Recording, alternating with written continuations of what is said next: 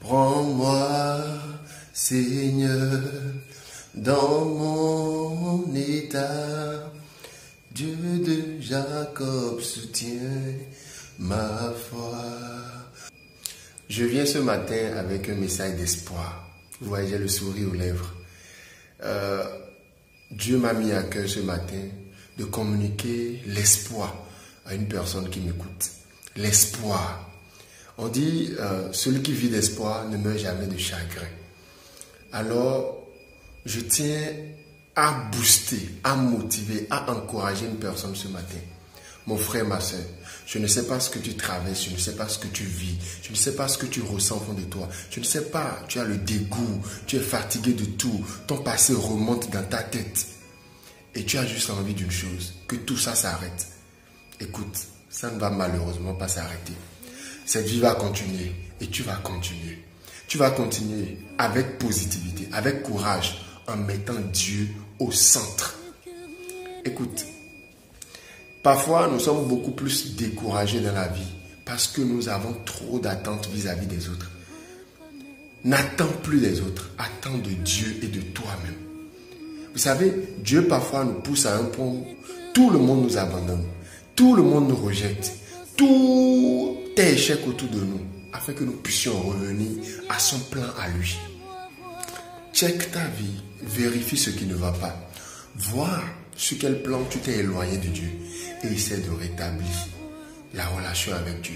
Vous savez, la relation la plus importante de la vie, ce n'est pas celle que tu as avec ton patron, tes parents, ton petit ami, ton fiancé, tout ça. C'est la relation que tu as avec Dieu. Parfois, nous attendons que les autres nous aiment. Tu attends que ton mari t'aime, que ce soit ton mari qui assure ton bonheur.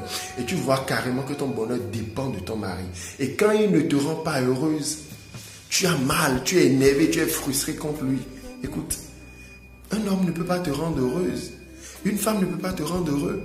Tes parents ne peuvent pas te rendre heureux. Tes enfants ne peuvent pas te rendre heureux. Tu ne peux pas rester coincé en attendant que tout vienne des autres. Non. Seul Dieu nous aime d'un amour inconditionnel. L'amour sur cette terre est toujours conditionné. C'est la triste réalité. Seul Dieu nous aime d'un amour inconditionnel. Il ne t'aime pas parce que tu es saint ou sainte. Il t'aime parce qu'il t'aime, point. Et peu importe ce que tu as connu, ce que tu as fait jusque-là, son amour demeure. Il t'aime toujours. Il ne cesse pas de t'aimer parce que tu as péché, parce que tu as avorté, parce que tu as fait des erreurs par le passé. Non. Bien au contraire. C'est ça qui fait qu'il t'aime plus. Il porte un regard d'amour. Tout ce que Dieu veut, vous savez, c'est tellement simple qu'on n'y croit pas. Tout ce que Dieu veut, c'est un pas vers lui. C'est la soif, c'est ce regard vers lui. Que tu lui dises, Seigneur, j'ai besoin de toi. Il veut juste que tu demandes, que tu le fasses appel. C'est tout. Et il te saisit. Il jette tout le reste. Écoute, l'autre chose que j'aimerais te dire, c'est quoi? Le processus pour le changement avec Dieu, le processus du changement avec Dieu demande beaucoup la patience. La patience doit régner dans la vie de quelqu'un qui veut voir sa vie transformée par la puissance de Dieu. Tu ne peux pas vouloir que Dieu agisse dans ta vie et vouloir encore contrôler, vouloir encore être pressé.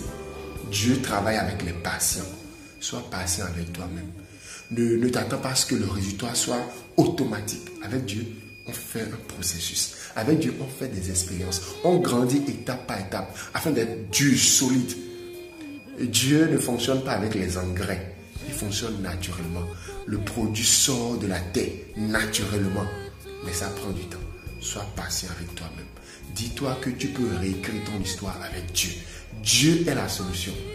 Écoute, tu vas beau suivre des conseils, développement personnel, tout ça. Mais si tu n'inclus pas Dieu, à un moment donné, tu vas être limité. Sois sûr. J'ai fait l'expérience. Tu vas aller faire essayer de te discipliner toi-même. Mais à un moment donné, tu vas te rendre compte que l'être humain que tu es limité. Seul Dieu est illimité dans ses actions. Fais recours à Dieu. Fais recours à Dieu. Et ça ira dans ta vie. Je tiens à te dire encore une fois, courage, courage, n'abandonne pas, crois en toi, mets ta foi en Dieu et crois en toi. Tu as des grandeurs en toi, tu as d'énormes potentialités en toi. Et Dieu t'utilisera pour de grandes choses si tu y crois. Courage, très bonne semaine à toi. Bye.